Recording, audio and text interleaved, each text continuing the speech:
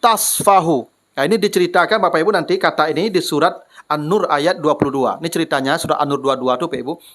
Dulu Abu Bakar tuh pernah marah kepada sepupunya Mistah. Jadi Abu Bakar punya sepupu Mistah, hidupnya miskin. Oleh Abu Bakar dikasih bantuan tiap bulan, Pak.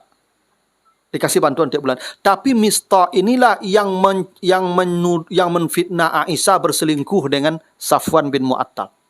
Aisyah ini anak Abu Bakar, istri Nabi. Yang menuduh, yang menyebarkan fitnah perselingkuhan Aisyah itu Mistah. Yang setiap bulan dikasih bantuan oleh Abu Bakar. Dia yang memfitnah anak kita. Sehingga rumah tangga Nabi dan Aisyah itu goncang. Maka Abu Bakar berniat, saya cabut bantuannya. Maka turunlah surat An-Nur ayat 22. Nanti Ibu baca. Jangan cabut, maafkan dia. Artinya apa? Wal yasfahu itu lupakan. Jangan diingat lagi salah dia, lupakan. Tetap kasih bantuan seperti sebelumnya. Itu maaf yang kedua. Melupakan. Tapi ada maaf yang paling tinggi namanya taghfiru. Apa kata Allah? Wa taghfiru. Kalau engkau mau membalas keburukannya dengan berbuat baik kepadanya.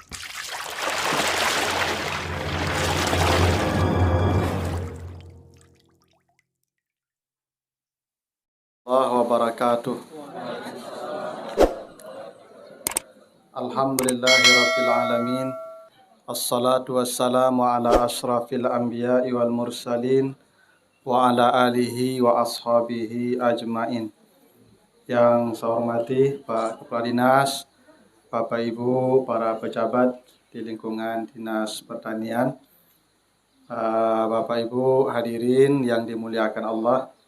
Segala puji bagi Allah atas segala karunia-Nya. Alhamdulillah pada pagi hari ini kita dikumpulkan Allah di tempat yang penuh berkah ini dalam rangka majelis ta'lim sekaligus halal bihalal.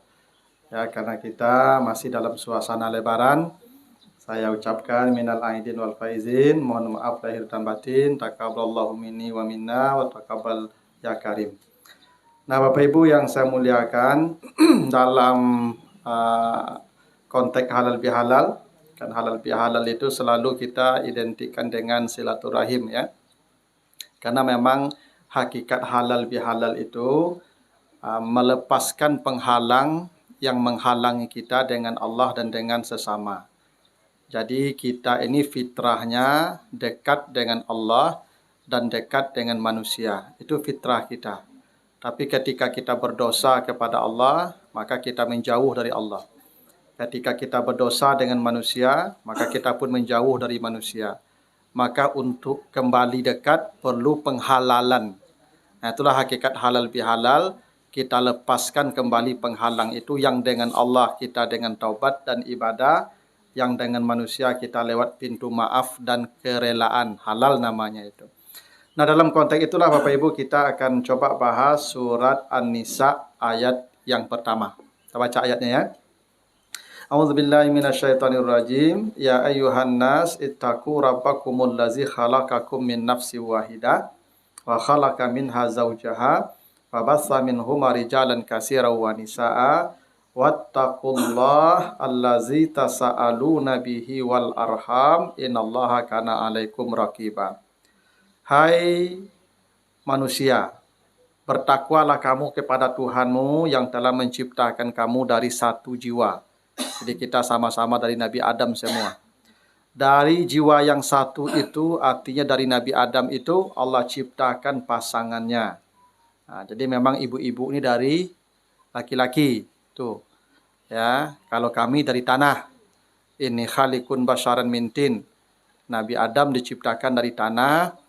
Kemudian istrinya, pasangannya diciptakan dari Adam. Jadi kami diciptakan dari benda mati, ibu diciptakan dari benda hidup. Itu makanya ibu ini makhluk yang sempurna. Ibu terakhir diciptakan Allah.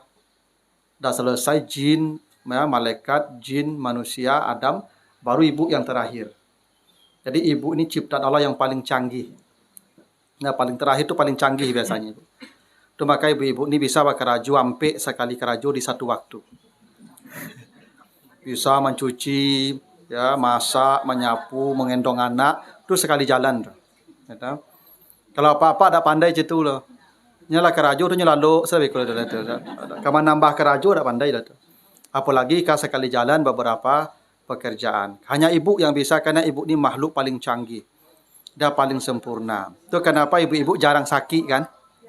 Ibu jarang sakit. Kalau kami kok acuk sakit, ya nah. Karena kami ya paling sakit hati sih ibunya tu. Kalau sakit fisik ibu jarang. Memang jarang-jarang ibu kok sakit. Karena ibu kok diciptakan dengan kekuatan lebih.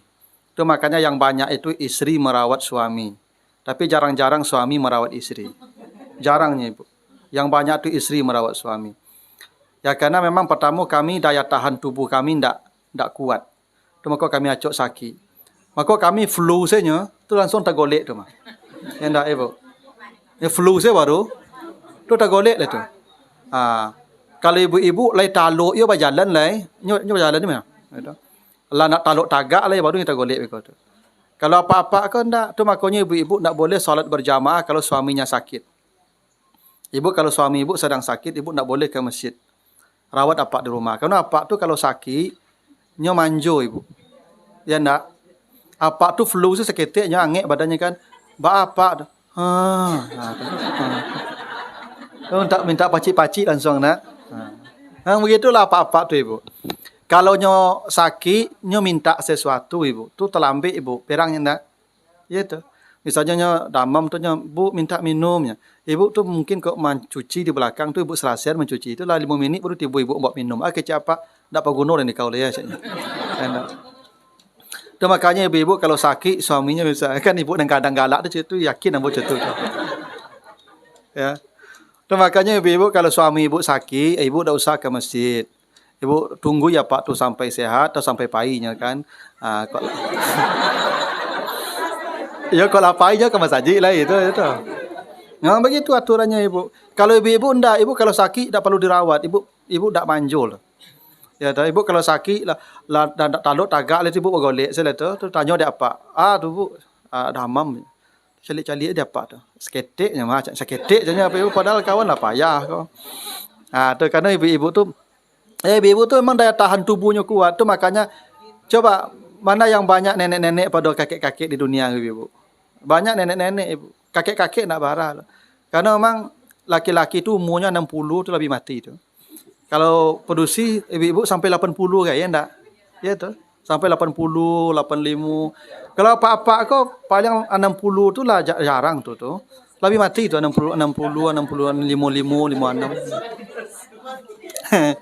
Kami kau mati kau daya tahan tubuh memang enggak sekuat ibu-ibu karena kami lulusan Sampurna diciptakan dari benda mati. Nah mati capek kau pengaruh perangai ibu iyo jo bagai itu kan. Jadi mikir perangai ibu tu kadang-kadang kami tu capek mati. Jadi kami tekanan hidup kami kok barik ibu. Ya tu. Itu ya. Nah, jadi itu kenapa ibu-ibu ni makhluk paling kuat. Karena dia diciptakan dari yang hidup, dari Adam. Itu kenapa ibu ni ciptaan Allah yang paling indah. Ya, maka perempuan disebut perhiasan. Ya. Dunia itu kata Allah perhiasan, kata Nabi perhiasan ya. Sebaik-baik perhiasan, tidak ada perhiasan yang paling baik kecuali perempuan ya. Makanya zuyyina linnas hubus syahwat minan nisa. Ya, itu perempuan dijadikan Allah perhiasan. Itu maka perempuan bahasa Al-Qur'annya mar'ah. Mar'ah itu perempuan. Kalau cermin bahasa Arabnya mir'ah. Mirror ya, mirror. Jadi bahasa Arab tuh Ibu. Jadi mir'ah itu cermin, perempuan itu mar'ah. Jadi mar'ah itu artinya tempat melihat. Mir'ah itu alat melihat. Nah, jadi mar'ah dan mir'ah itu satu. Di mana ada perempuan, di situ ada kacau saja lah.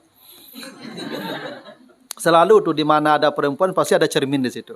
Bu ibu-ibu kok pantangnya mencalik camin. Ya tuh, nyasa dampak caminnya pasti mencalik ke situ. Leka jadi kacau atau tagaknya calik ke situ. Karena memang dia perhiasan. Makanya ibu-ibu kalau lewat, ada hadis sahih ya, perempuan kalau lewat, laki-laki sedang salat, lewat perempuan. Lewat dua ya. Pertama anjing hitam, dua perempuan. Laki-laki salat, maka batal salatnya, ulangi kata Nabi. Jadi kalau memang laki-laki salat ini laki-laki perempuan tak. Laki-laki salat lewat anjing hitam, ulangi salatnya, batal. Lewat perempuan, ulangi salatnya, batal. lewat, betul. Di depan laki-laki. Ibu tak boleh lewat depan laki-laki. Ya, yang tak pakai sutra ya. Nah, sahabat mana bertanya itu Rasulullah, bako wawau hitam kok lalu bako batal salat awak? Kata Nabi itu setan yang lewat. Setan.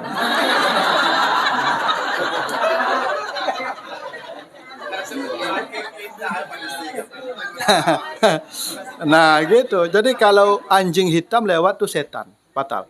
Kalau perempuan induknya bukan setan lagi. Induk setan. Sebab begini, kalau setan itu dia lemah, Ibu. Inna kaidah setan kana dha'ifa. Begitu di surat Al-Nisa ya ayat 76. Tipu daya setan itu lemah. Lemah sekali. Setan itu lemah, Ibu. Ya. Kalau perempuan, inna kaidakunna azim, itu Allah sebut di surat Yusuf. Tipu daya perempuan itu sangatlah hebat. Allah sebut begitu. Kalau setan dia bisik-bisik aja. Dan tak terdengar bisiknya, dia was-was namanya. Kalau dia ada was-wasnya, baca aja auzubillah, auzubillahi minasyaitonirrajim. Dia hilang, terbang dia. Pontang-panting dah lari tu ibu. Tu setan dengan auzubillah dia lari tu. Kalau ibu-ibu dakik kau baca auzubillah Pak. Senyumnya Pak. Tak taluk-taluk dengan auzubillah ibu-ibu ke lah. Hendak kuat ibu-ibu dari setan tu. Itu. Bukan ibu setan, kekuatan ibu melebihi setan. Itu. Itu makanya perempuan yang paling banyak menggelincirkan laki-laki sejak Nabi Adam. Ya toh? Godaannya itu, tipu dayanya itu yang luar biasa. Itu makanya perempuan kalau misalnya lewat perempuan tu Pak, kita sedang salat, perempuannya sudah hilang Pak, tapi dianya masih ada di sini kita Pak. Itu makanya perempuan tu tidak boleh jadi imam, ya toh? Kalau perempuan jadi imam Pak, jamaah belakang dah rukuk-rukuk je lah Pak. Itu alasannya itu Pak. Cuma tagak saya menjadi imam itu tadi Pak. Apalagi imamnya yang kinclong, yang apa. Itu makanya kalau berceramah, ustazah tidak boleh berceramah di mimbar. Saya tidak membolehkan. Ya, walaupun mungkin sebagai mungkin, tapi tidak saya. Kalau laki-laki begini, perempuan tidak bisa berceramah di sini. Kalau berceramah dia di sana, di depan ibu-ibu, jadi laki-laki dengar suaranya saja. Itu pun saya kira masih bermasalah. Karena ustazah yang berceramah di depan, apa ya yang mendengar ceramah duduk mereka, apa kok tak mendengar ceramahnya lai. Mencari ustazah tu saya sampai sudah. Lagi ustazah kok kinclongnya kan, ya glowing kan. Tapi kecuali kalau ustazah kau lah tua. Kalau ustazah lapuk nak ba, alo pebo. Ceramah lah di muka apa-apa. Ya apa-apa aku nyolah mandai macam tu mana aku tu. Ya ta. Makanya ibu-ibu kalau nanti ibu baca di surat An-Nur ayat 60 ya. Apa kata Allah wal qawaid ya minan nisa allati la yarjuna nikahan fala junaha alaihinna ayyadna siyabahunna. Perempuan-perempuan yang sudah tidak lagi membutuhkan laki-laki, maksudnya sudah menopause, dah berhenti haidnya dan dia tidak butuh lagi laki-laki dan pengertian tidak ada lagi hasratnya ke lawan jenis, maka perempuan tu boleh membuka auratnya. Allah sebut ayat itu. Nanti baca di surah An-Nur ayat 60 itu. Jadi ibu-ibu yang sudah usianya 55 tahun, 60 tahun, itu buka saja jilbabnya, tak apa-apa. Buka jilbabnya, ibu-ibu yang lah 60 tu pergi ke pasar pakai rok mini pailah. Jadi nenek-nenek tu pakai rok mini ke pasar dah apa? Ya, ada yang nu tu kan. Kenapa? Karena tak ada masalah lagi kan. Justru nenek pakai rok mini tu orang lari tu jadinya tu. Tapi yang mode-mode ibu-ibu jangan. Tuh, besar fitnahnya. Tapi yang nenek-nenek enggak usah pakai jilbab. Pakai rok mini silakan. Ya toh? Itu makanya kita ni ada yang salah ibu. Awak yang muda-muda yang tua-tua suruh jilbab. Tua lah putih rambut pakailah jilbab. Yang putih rambut itu buka jilbabnya. Yang wajib berjilbab yang muda-muda ibu. Itu wajib jilbab. No fitnah. Jadi orang-orang tua tu begitu ibu, dah ada kelonggaran hukum. Nah, tapi begitulah perempuan hebatnya. Dan kata Allah, perempuan diciptakan dari Adam. Dari keduanya dikembangbiakkan laki-laki yang banyak dan perempuan yang banyak. Kata Allah, bertakwalah kamu kepada Allah dan sambunglah silaturahim. Nah, ada dua poin penting yang menarik dari ayat ini, Pak Ibu. Satu, Allah memerintahkan kita bertakwalah kepada Allah. Bertakwa kepada Allah itu maksudnya laksanakan perintah Allah. lalu sambung silaturahim. Jadi perintah takwa, maksudnya perintah kita beribadah, dengan perintah kita memperbaiki hubungan dengan manusia, itu satu paket. Tidak di dua ayat yang berbeda, apalagi dua surat yang berbeda, tapi di satu ayat yang sama dalam satu paket perintah. Bertakwalah kamu kepada Allah dan perbaiki hubunganmu dengan manusia. Kenapa begitu, Pak Ibu? Karena tidak ada gunanya ibadah kita yang banyak nih Bapak Ibu, kalau dengan manusia kita tidak punya hubungan yang baik. Percayalah Bapak Ibu, percuma ibadah kita yang banyak itu kepada Allah, kalau dengan manusia kita tidak punya hubungan yang baik. Ada hadis sahih begini bunyinya Bapak Ibu. Ya. Tufattahu abwabul jannah yaumal isnin wal khamis. Pintu sorga dibukakan Allah setiap hari Senin dan hari Kamis. Jadi hari Senin, hari Kamis pintu sorga dibukakan Allah seperti bulan Ramadan juga. Itu makanya kita sunnah puasa Senin Kamis. Allah ampuni dosa orang yang beriman di hari Senin dan Kamis itu. Allah angkat semua amalnya, artinya diterima semua amalnya. Kecuali yang tidak diterima amalnya, yang tidak diampuni dosanya ada dua orang. Satu yang syirik kepada Allah. Dua, allazi bainahu wa baina akhihi syahna, orang yang tidak menegur saudaranya di hari itu. Jadi kalau Bapak Ibu tidak menegur orang hari Senin atau hari Kamis, maka amal Bapak Ibu terhenti. Tidak akan diangkat ke langit. Itu yang saya katakan tadi. Tidak ada gunanya ibadah Bapak Ibu yang banyak kalau dengan manusia hubungannya tidak baik. Karena ibadah itu tidak akan diangkat oleh para malaikat ke langit. Tertahan. Tidak akan diterima Allah lagi itu. Itu kenapa Bapak Ibu hari Senin, hari Kamis itu wajib damai. Kan kata Nabi begitu. La yahillu lil mar'i ayyahjura akhahu fauqa salasi layalin. Haram seseorang tidak menegur saudaranya lebih dari 3 hari. Ibu bapak kalau kecewa, sakit hati, tersinggung, marah, boleh diam selama 3 hari. Hari Kamis dan hari Senin itu hari wajib berdamai. Dengan siapapun. Ibu kalau marah kepada suami, mungkin bertengkar hebat, hari Kamis malam itu damai. Ya, Kamis pagi bisa aja Pak, terserah lah. Pokoknya hari Kamis, minimal malam itu Pak. Ya paling lambat Kamis malam Pak. Tapi sudah bisa mulai dari Kamis pagi. Nah, tuh. Kamis itu hari berdamai itu. Jumat bertengkar lo balik, lalu beralo Jumat, Sabtu, Minggu, Senin damai lo balik. Nah. Kau ada bertengkar kerajo di hari ya coba lah, ada bala. Ya keluarga sakinah itu bukan keluarga yang antuk-antuk sih Bu. Ibu jangan salah paham ya. Keluarga sakinah itu keluarga dan bayu-yu sih. Dari menikah sampai mati cupin-ipin sih berduanya. Kata, cia mengecek, cia mengecek betul. Nah, cia jangan betul. Kalau ada orang cia itu dari menikah sampai mati itu udah orang lah tuh Ibu. Malaikat tuh. Keluarga sakinah itu bertangkai Bu. Bertangkai. Ya berlayar ombak gadang itu, tapi pesawat kapal tu tak tenggelam, tak terbalik. Tu keluarga sakinah tetap sampai di pulau. Jadi ibu kira, rancak dapat suami ustaz nak, tu pasti antuk-antuk serumah. Salah ibu tu. Kami mengkerek kayu saya dak rumah ya Bu. Yang bertangkau, cakap ya Ibu. Cuman neng kapal kau ndak oleng, ndak tenggelamnya lah. Itu yang sakinah nama itu. Jadi kalau ada suami istri bertangkar lah, tapi Kamis damai. Jumat kau bertangkar, Senin damai. Tak boleh lebih 3 hari. Apalagi ibu-ibu tak boleh lebih. Jangankan 3 hari, 1 hari pun ibu tak boleh lebih. Yang khusus ibu-ibu begitu. Karena ibu kata Nabi, kalau ada perempuan tidur di malam hari, ya dia tidur di malam hari, lalu suaminya marah, dia tidur di malam hari, maka dilaknat malaikat perempuan sampai pagi. Artinya ibu itu tak boleh lebih 3 hari. Kalau apa boleh 3 hari. Kalau ibu, kan tak ibu protes langsung. Ya, kalau apa berang ibu budinya tidak menegur ibu sampai hari Kamis. Kalau ibu enggak, semalam saja menjalan lalu selesaikanlah. Kok mati ibu malam itu dilaknat malaikat. Nah, itu aturannya begitu ibu. Kan ibu-ibu agak bari aturannya memang. Kan ibu bawahan tuh.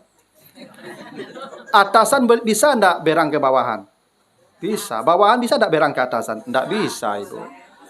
Ya bisa tapi cobalah berang ke Pak Kadis kok ya.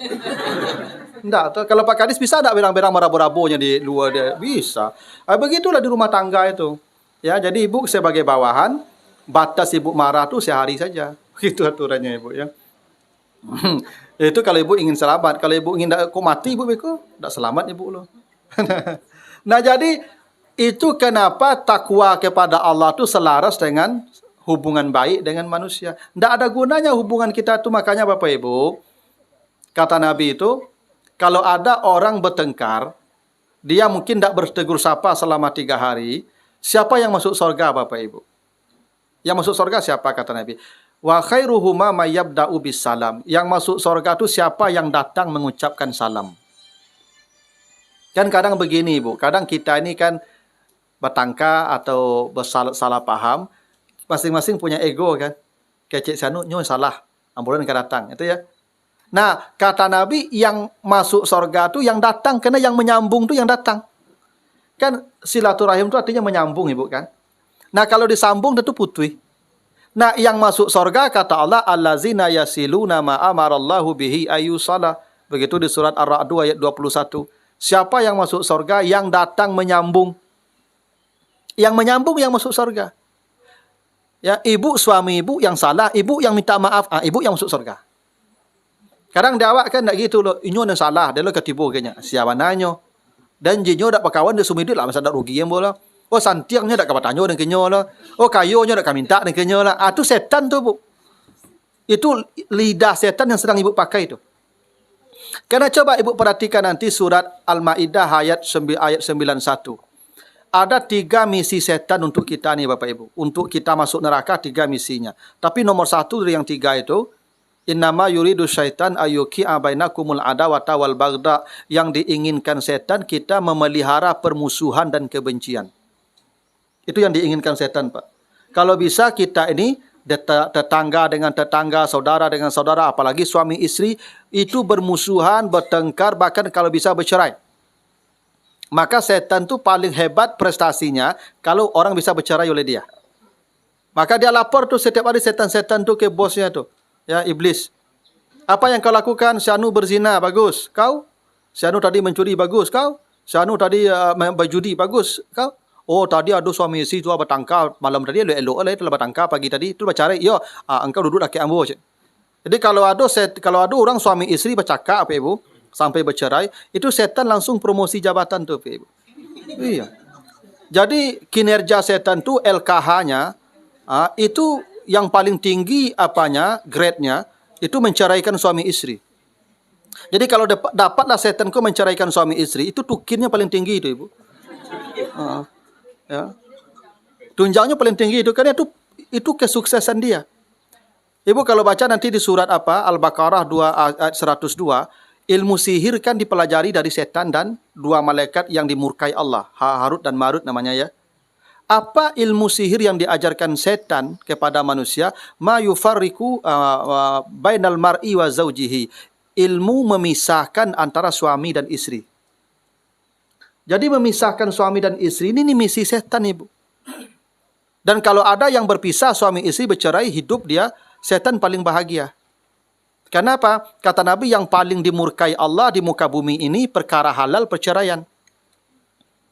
Kalau ada perkara halal yang paling dimurkai Allah, halal tapi dimurkai Allah, itu bercerai. Itu maka sering-sering saya nasihati ibu-ibu itu. Ibu, kalau ibu dapat suami mohon maaf tidak ideal. Mungkin nyo pamberang ke ibu, mungkin nyo kasar ke ibu. Ibu berusahalah menahan diri. Sabar aja lah ibu, tahan-tahan je lah. Itu. Nyo ndak lolos kalamo lah itu. Paling kalau lah 50, paling 10 tahun nyereng-nyerengil itu. Itu payah lah itu mah. Itu. Kalau ibu minta cerai, kan kata Nabi begitu. Perempuan mana saja yang minta cerai pada suaminya, haram mencium aroma sorga. Bukan masuk sorga haram ibu. Faharamun alaiha raihatul jannah. Diharamkan Allah mencium aroma sorga. Yang aroma sorga itu tercium dari jarak tempuh 40 tahun perjalanan. Perempuan yang minta cerai, jangankan masuk sorga, mencium itu pun dari jarak 40 tahun itu tak boleh. Itu makanya ibu tak usah, kadang-kadang begini ibu, banyak orang sekarang minta cerai kepada suaminya gara-gara dia tak merasa sudah kuat. Saya pernah baca sebuah penelitian di suatu tempat di kota, salah satu kota besar di Pulau Jawa, Pak Ibu. Ternyata di pengadilan agama di sana itu 85% tuntutan cerai datang dari perempuan sekarang. Dan ternyata yang paling banyak minta cerai itu perempuan karir yang sudah punya penghasilan. Dan yang paling banyak ternyata guru-guru yang sudah sertifikasi. Ternyata sertifikasi kok kadang pengaruhnya ke perceraian, Ibu. Kadang perempuan sudah merasa dia tidak butuh lagi suaminya.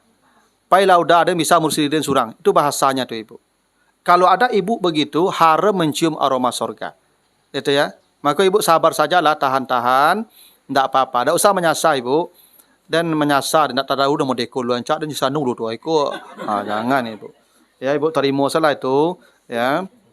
Kadang ibu belum seberapa dengan istri Fir'aun. Ya, istri Fir'aun tuh malang Pak Ibu dapat suami Fir'aun, tapi paling beruntung. Karena dapat suami Fir'aun itulah dia masuk surga paling dulu dan melihat surga paling dulu ketika di dunia. Andai dia tidak dapat suami Fir'aun, belum tentu dapat fasilitas yang begitu. Ibu belum separuh Fir'aun suaminya kan. Ya, paling nyerengi itu ibu baca saya doa istri Fir'aun tuh. Ya tuh. Mudah-mudahan ya kan sadar lo nyo tuh. Ya tuh. Nah, itu Ibu ya. Jadi yang masuk surga tuh yang menyambungnya Ibu, yang datang minta maaf. Kadang ada ibu-ibu nih, inyo salah. Itu datang orang yang sabalah datang ke rumahnya minta maaf, Bu. Maaf ambo yo mungkin terlonsong ambo. Yo sama-sama. Tuh Pak Ibu kok kakadai yang salah tadi ngotalo di kadai itu si anu tuh datang yo kadai minta maaf jadinya. Dak tantunya sia berlawan nanya. Yo tuduh yo dan jadinya. Padahal yang masuk surga yang datang tadi itu Ibu, ya, tidak yang menanti di rumah lang. Ibu, kalau ada suami Ibu salah, Ibu yang minta maaf, Ibu yang masuk surga. Ya, nyonya salah. Ayo dah mungkin yo ambo salah tadi dah, mohon maaf lah ambo di. Itu.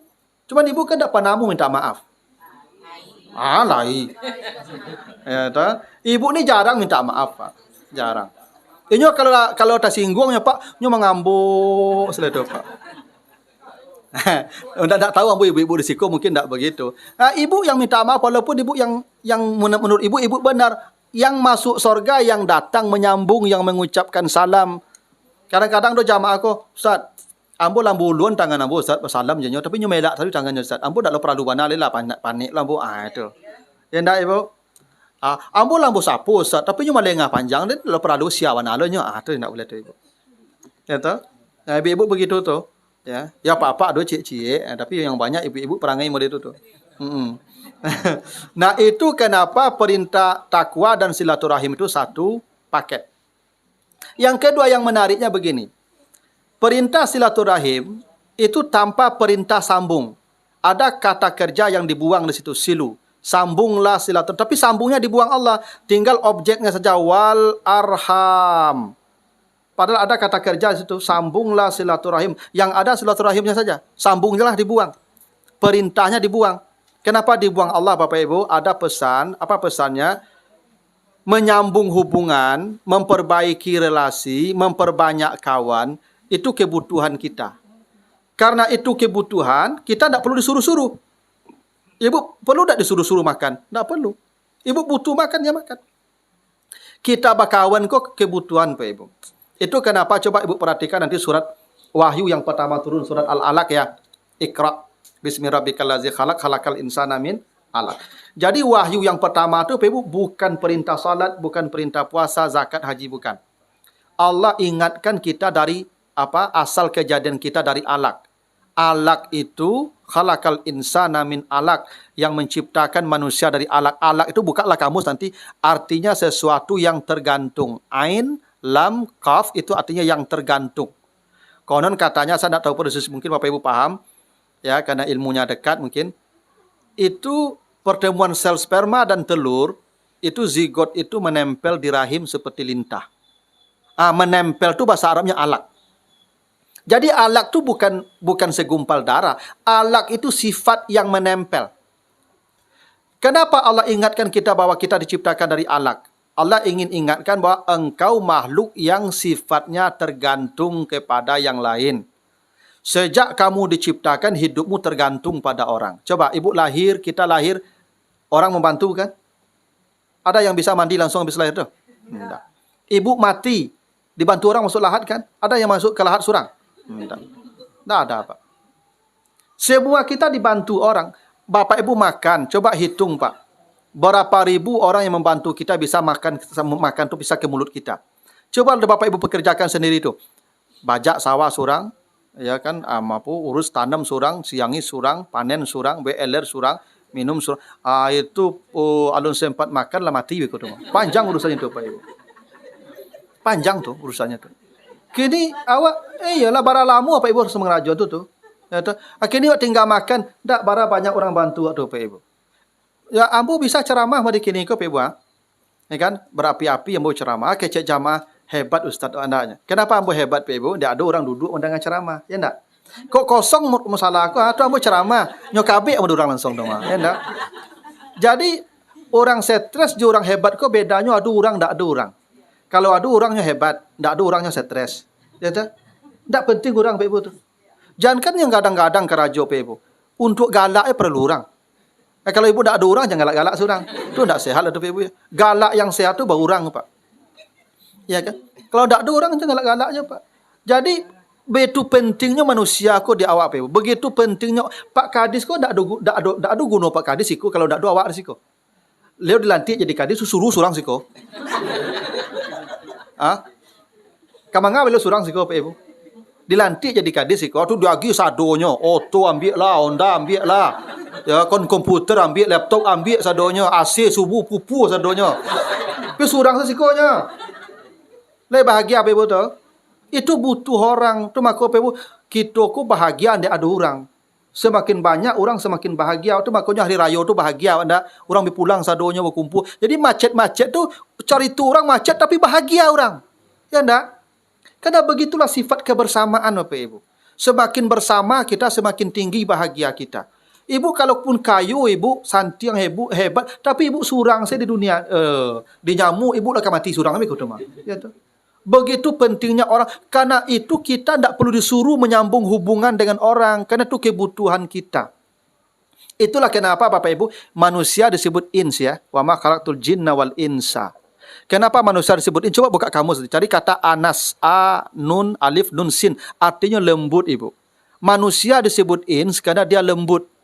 Manusia kok lembut Ibu. Itu mau kok menangi lagi sadonya. Tidak apa Ibu? Ada enggak orang pas lahir itu mendeku kurang? Oh enggak apa.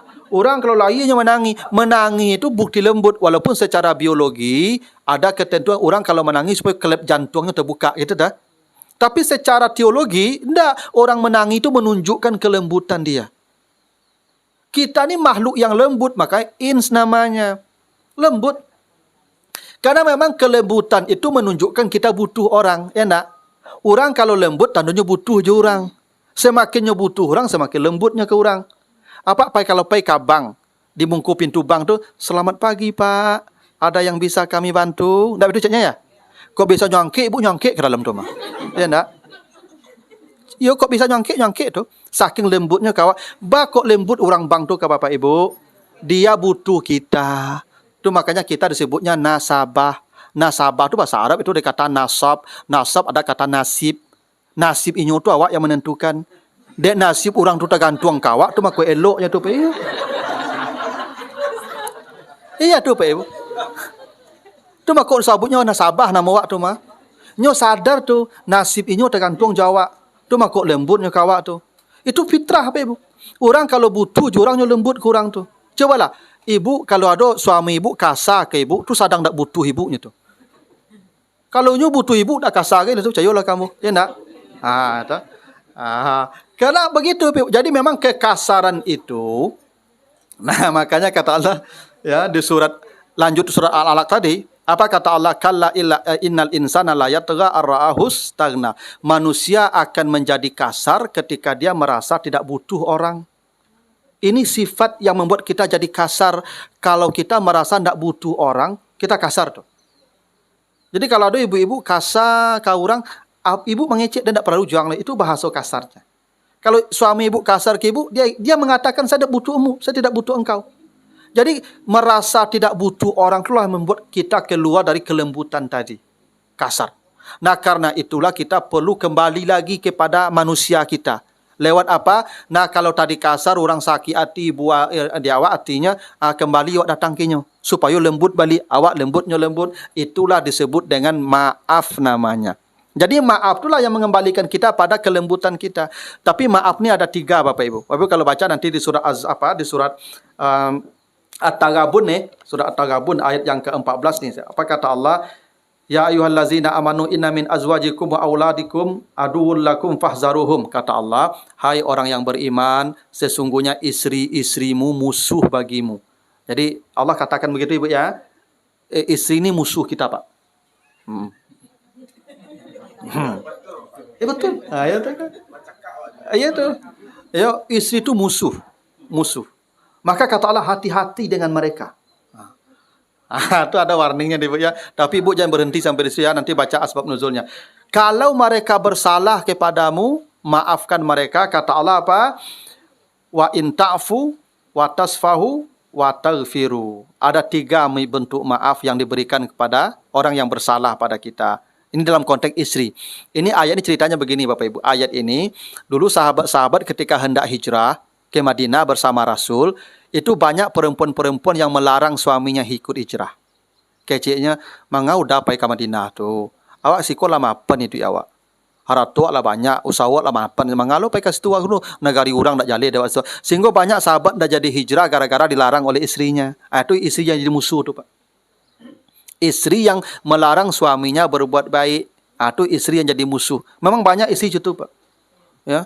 Istrinya mau berbuat baik, dia larang, dia halang. Mohon maaf.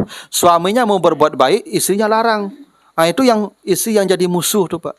Nah, kalau itu yang terjadi, maka sahabat tadi, Bapak Ibu, ketika sampai di Madinah sekian tahun, nampak kawan-kawan yang dulu hijrah ilmunya lah banyak, dah belajar banyak ke Nabi. Awak ada do ilmu lo berpindah baru marah mereka ke istrinya, hendak menghukum istrinya. Allah larang, jangan hukum istrimu, jangan. Maafkan mereka dengan 3 maaf.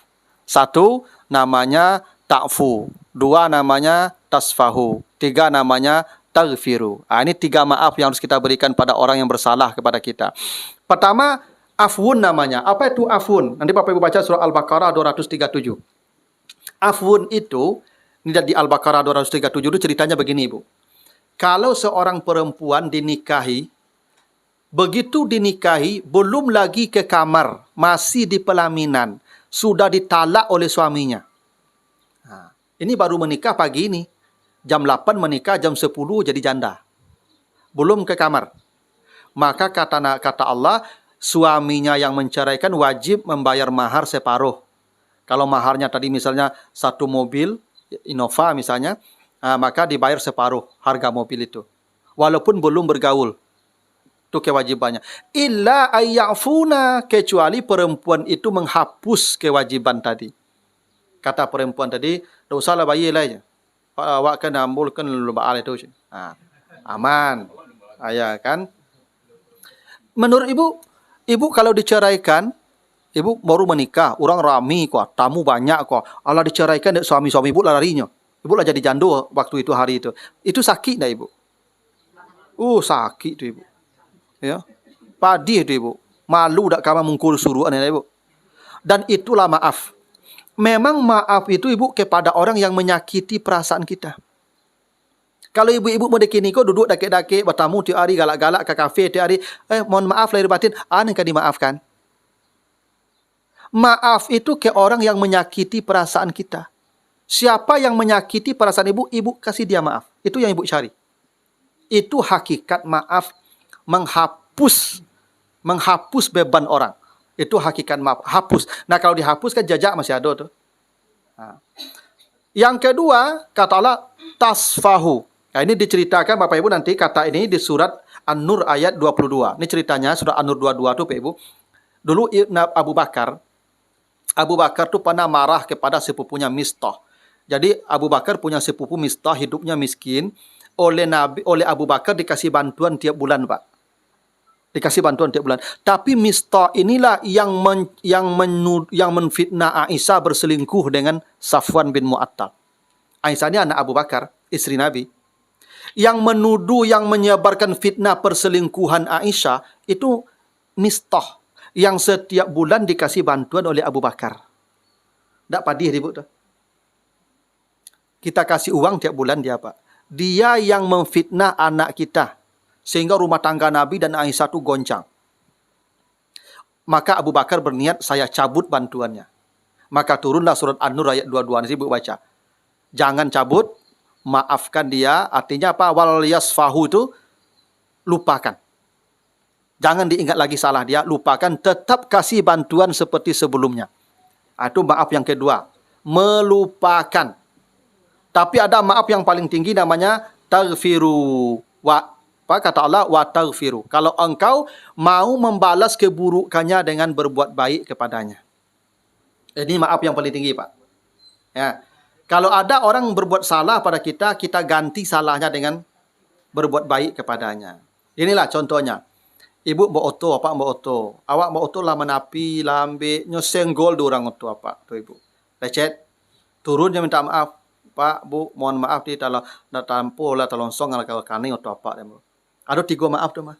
Yang pertama yang paling rendah afun tadi. Iyalah Pak, ambo maafkan Pak ya. Tapi dan oto mulai rusak ko Pak peluk ya. Itu maaf yang paling rendah.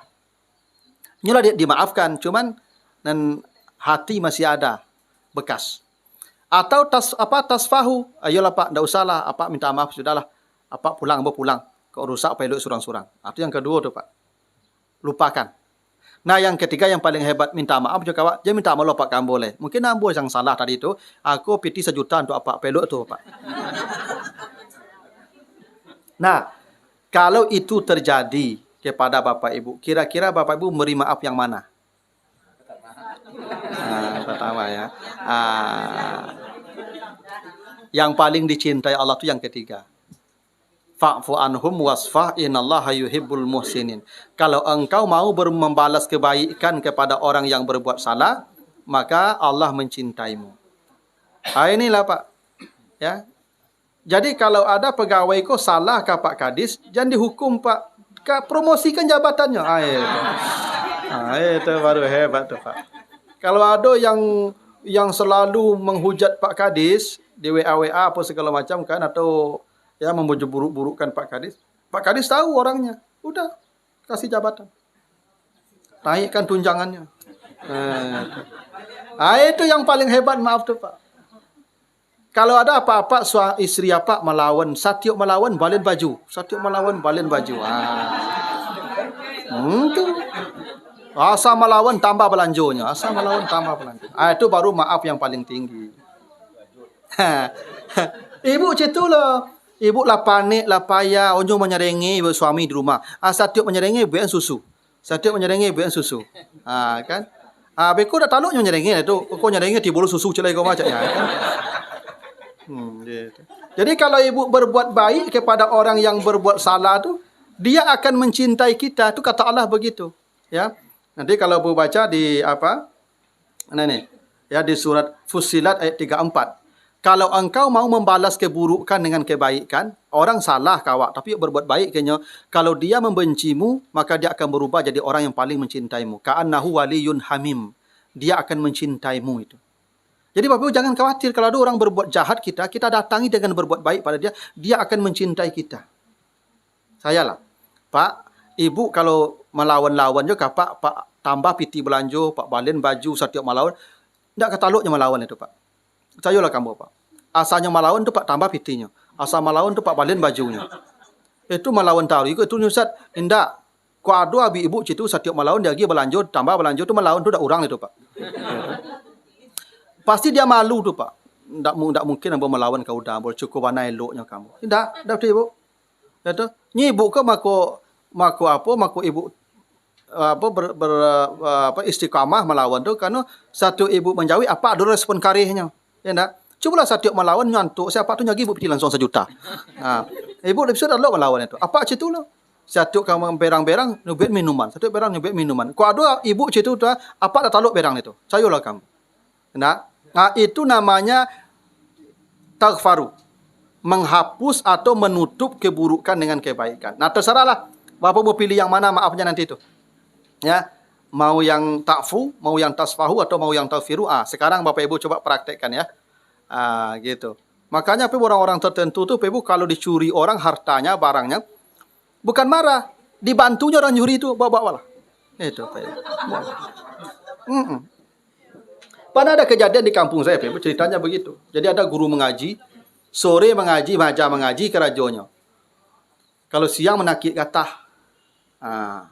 Jadi gata aku setelah ditaki hari seminggu tu paknya kau dibawa ke apa orang ke belanja besok pagi mah. Menjelang hari pasar biasa di kampung ambo tu. Itu dibangkit gata aku di kan. Disusun di bak enak. Suatu kali didului orang gata aku diciluk orang. Sudah disusun di bak tu boleh diangkat tiba apa yang punya gata tu. Tak kaju unciluk tu kelari nyo pacet apa he hejan lari yang nyo angkat ke kapal loko rasa yang halal. Orang yang menciluk tu bercerita ibu. Halal. Itu yang namanya taghfiru. Ada orang berbuat salah, kita balas dengan kebaikan. Malu orang tu, Ibu. Gitu. Itu hebatnya, Ibu. Jadi kalau, tapi jangan dicuba lah, Ibu. Kau onda ambo cieknya, Ibu. Kau jalan kaki yang Ibu.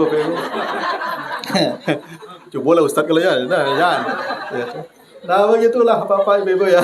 Mudah-mudahan ini ada manfaatnya. Ya, mudah-mudahan setahun ke depan ini kita menjadi lebih baik.